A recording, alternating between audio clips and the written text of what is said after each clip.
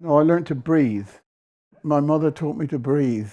That may sound like a strange thing to say, but she was a teacher of elocution and speech and drama. So when I was a kid, I used to go, and sit by her side. She would sit in there, diaphragm and breathe. So maybe that helps. Well, you just have to start, and I'll go, and you interrupt me when you want to move on.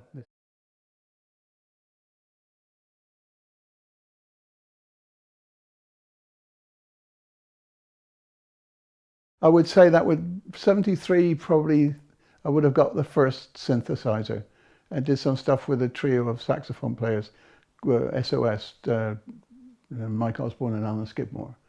There it is. It's a unique piece of equipment. And that's where the story began. 1973, 74. And you can still use it?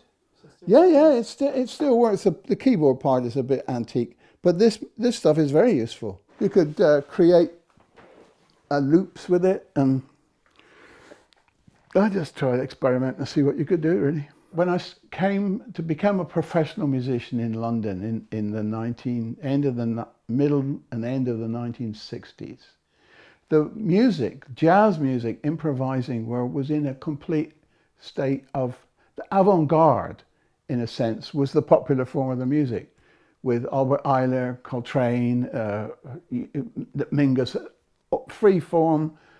So in a sense, that the entire palette from Louis Armstrong to Freedom, Let Freedom Ring was there and alive then. I could go and hear Coleman Hawkins play. So, you had all of this whole thing was alive at the same time. And I sampled all the wares. I was there. I just was interested in all of it. And I think what happened for me also in the early 70s was the arrival of affordable synthesizers. Because I was always also fascinated by Pierre and musique concrète. And then hearing some of the Boulez stuff with electronics. So all of that interested me. And of course, the first stuff that I did was attacked viciously by the jazz police, who disliked intensely any kind of electronics. So I was hammered hard by those folks who didn't like that at all. But very soon afterwards, the Mini Moogs and Jan Hammer playing and these guys, that then suddenly synthesizers were everywhere. But of course it started more in the fusion music line, I think, perhaps than the sort of stuff that I was doing, which was kind of, I suppose, regarded more as jazz. So that was my first introduction with Manfred. This is Bar Phillips' album, in principle.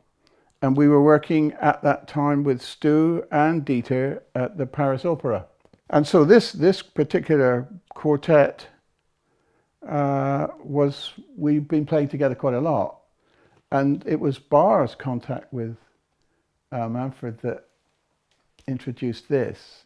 Manfred knew about the trio stuff with Bar and Stu, but we already signed contracts for 3 years productions.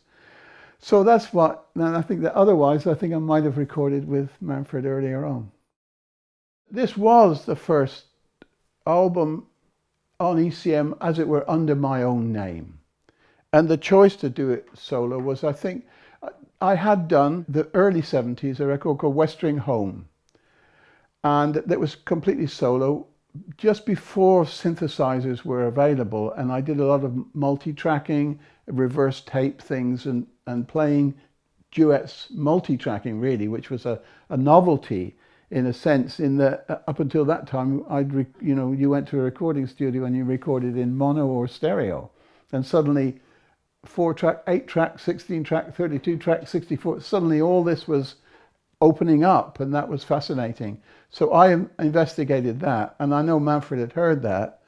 And then in combination with the kind of synthesizer explorations, we decided that solo would be a nice idea. A lot of the synthesizer stuff, we didn't have the memories and the way of storing these kind of loops and things. So they were all created more or less on the hoof in the studio. at least for the first 2 or 3, the one with Jack, and I can't remember what the next one was, but all that stuff was before, and then suddenly along came, because this was analog synthesis, and then once the computer storage thing started to happen, that changed the face of it completely, because you could then work at home, prepare loops, prepare backgrounds, and take them to the studio.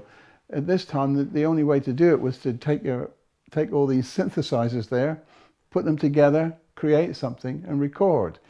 And the other thing about the multi-tracking for me was a kind of instant composition. I'd play something, and then I'd play that back and play with it. And nowadays that sounds, everybody does that, don't they? But not then.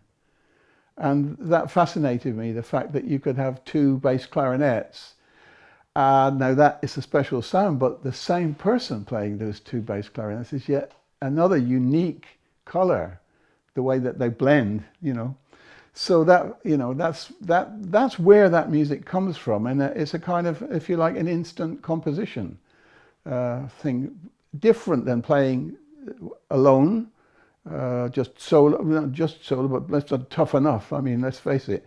But when you add another voice to it, your own voice to it, you alter, you change, you transmute it into something else. And I think it was the fascination, and always has been the fascination, of making those solo things in that way.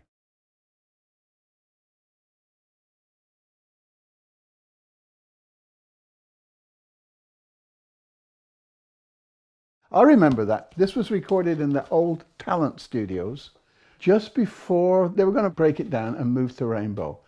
And the tape machine kept breaking down. So we spent quite a few times driving back from the studio with Manfred and sitting drinking coffee at Karin's apartment and then going back again.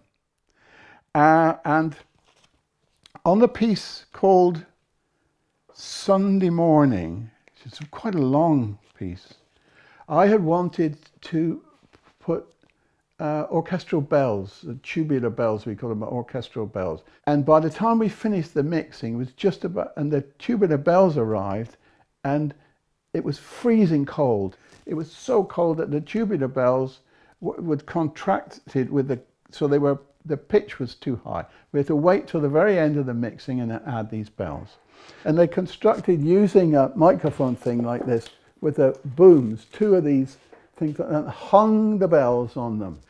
I've got the headphones on, and the bells are hung there, and off we go. And as I hit the bells, so slowly as the minutes pass, they start to oscillate. And now they swing, because they're normally held in a frame to stop them. So then these bells are swinging. So I'm standing holding the bells in, and that earphones start to slide off my head, and I'm bending over so much that my trousers start to fall. So by the end of this track, I'm like this with the headphones, and my trousers are around my knees. And I turn around to look into the control room, and there's nobody there.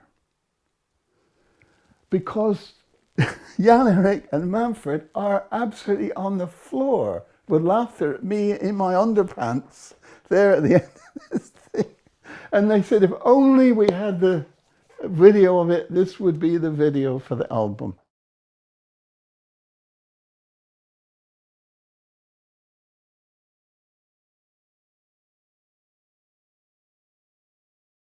A ring modulator.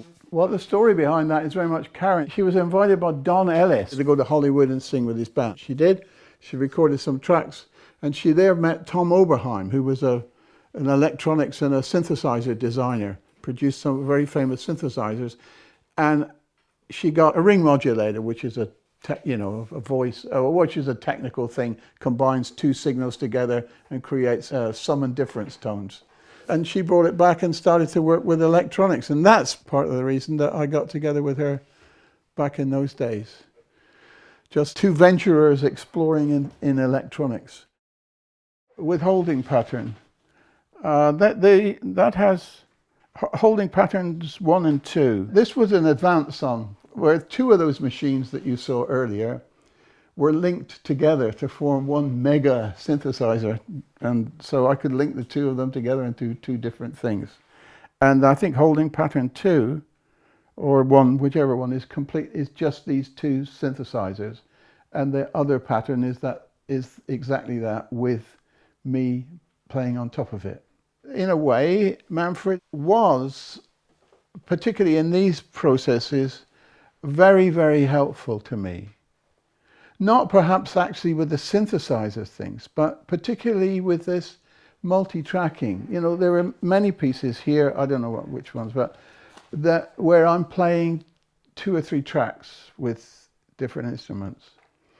And it was, sometimes I would play a track and I could say, was that okay, Manfred? How's that? And he would say, yeah, fine, go ahead. And I could trust him that he'd heard that I wouldn't come into the room saying, I didn't, you know, he knew what I was after, and he had but sometimes he would say, yeah, maybe, you know, what you're doing at the end of this piece is really interesting. Maybe you shouldn't listen to this. You know, you would go through many, many different phases. You're looking for this, you try a little touch here, and he would say, yes, this is working. For me, you know, he's hearing it much better than I am outside in the studio, and the speakers are saying, this is really good. So that was how I found a bond with Manfred, that we could work together. And let's not forget Jan Erik too in that equation. I mean, his understanding of what a musician was aiming to do with their instrument. He, you know, by the time, after a few years with Jan Erik, the microphones would always be exactly where they should be. And I would walk into the studio, take the instrument out of the case and play, and that would be take 1. And that's fantastic because you save so much energy. You know, studio work is energy sapping. So to work with those two would make the process, would conserve the energy, focus the attention. And that was great for me. And I'm talking now back in the 70s and 80s when I was doing all this stuff. Manfred's never told me what to play or what to do, but what he has offered is the opportunity and the encouragement. The music that you've listened to of mine exists in other forms outside of ECM. I mean, it's quite interesting that as journalists and reporters are, your one's career is tracked by a series of CDs that are spaced over, maybe you make one every 2 years or something like that, you know, and in the meantime, it's as if nothing else happened. But of course, all the things, the development between, shall we say, Upon Reflection and Salt Ash Bells has gone, lots and lots of other things have happened to get from one place to another. You know, so when you arrive at the studio in Manfred, you bring with you all the things that you've experienced in the years in between, or all the other adaptations, or all the other things that have happened. I think, you know, it's just a matter of focusing them together in one place. Manfred has never said to me, yeah, you should make this kind of, I've already said to him, hey, I've worked with this guy, he's a fantastic organist. I'd like to do this record with an organ. Yeah, sure. So it's not that he says everything I do is gold dust. Please, Mr. Surman, come in and no. It's like, have you got something interesting? But he's been very trusting on that front, and I'm very grateful to him for giving me the opportunity to put out Proverbs and Songs, to put out the piece That's Right with London Brass, which was a huge work to do, and the brass project as well. These are larger projects, not necessarily in the line of things that Manfred liked to touch, smaller group things in the, you know, those combinations of groups with Paul Bley and with Miroslav's quartet that he would kind of suggest. Of course, in the early days, Manfred did do this sort of rather clever thing of putting together people. Manfred put together was Paul Bley's quartet with Paul Motion and Bill Frisell and myself. I mean, I didn't know Bley before that, and I played with Bley back in the 60s, 70s, just jamming and maybe the odd gig. But this came about simply because I had this relationship with Paul from that quartet. Paul Blay wasn't someone who you told what to do, so he obviously thought, oh yeah, I could do this with Surman, that'll be all right, and Frizzell. And then we actually went on quite a long European tour, and then by the fortune and the we came back together and we recorded the second album live.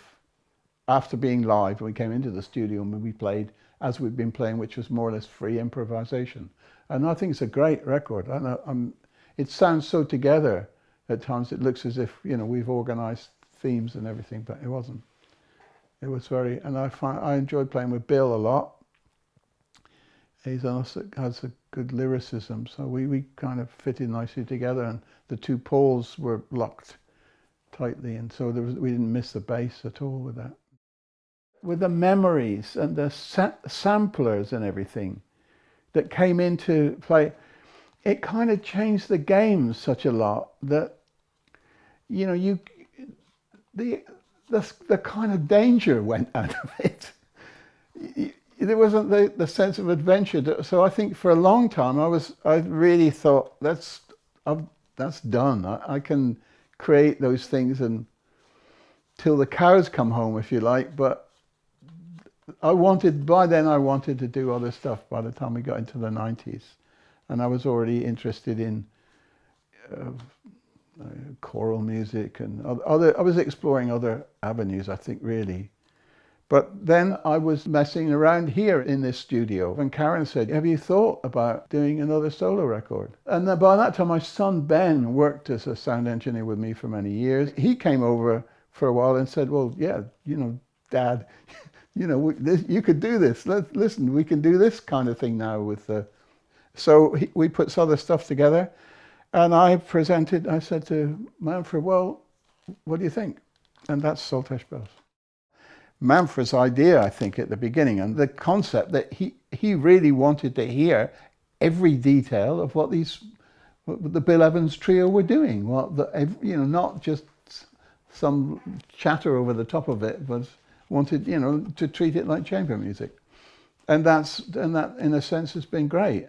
And for the most part, many of the things that I've done, I think, are very representative. I mean, you might want to go then, for example, and listen to those string things, because they are very excellent performances of that music in the best possible circumstances. And without ECM, where would that have happened?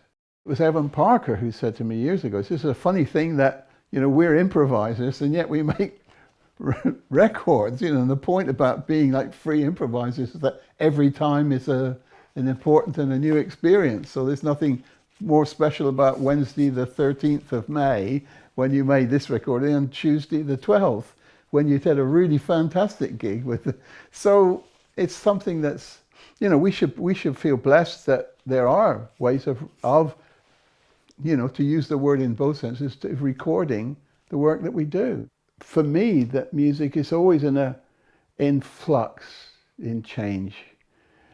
It would be dull to be, you know, basically dealing with one thing. Although I don't think that I'm so creative that I can do all these different things. I think basically what it is that you know, one has a particular way of expressing, and the trick is to be able to find to fit into different contexts, if you like, really. But as the style of it, you know, it's all part of the same. It's all part of the same personality, I suppose. When I did the last solo concert, I've decided that was it for me. But it wasn't so much to do with the synthesizers as much to do as physically a 90-minute solo concert with the baritone, the bass clarinet, the soprano, the effects, and the backgrounds, all of which now are just digital. All of which were just digital things. So I wasn't playing with the synthesizer then live. And finally, I thought that's enough. I mean, it's been a lifetime of. I would never have believed that I could have done all the things that I've done. I don't know. If there's something coming, it'll come. I don't, I wouldn't set out now, so, right, I'm going to make a solo record. It doesn't work like that. It's got to arrive. And you never know what it is until you get a loose thread. And then you think, yeah, maybe this might go somewhere. And, sometimes it does. And sometimes it doesn't. And my room is full of boxes of loose threads. Things that... And then sometimes I'll turn around the box and find a loose thread. And when what am I going to do? I've got this thing to do. And I go, this is... I didn't think much of this then, but I see all I should do is turn it upside down. I mean, it depends what you measure yourself by, doesn't it? I mean, if we all measure ourselves by Johann Sebastian Bach, it's time to forget about it. You just keep plugging away. And as long as you feel you want to make music, I guess it's good. I'm still, I still have the urge to do things. And I still enjoy playing. And I don't think I think the music kind of defines who I am to a certain extent anyway. But what that is, I have no idea. That's why I keep playing the music in an attempt to find out who I am.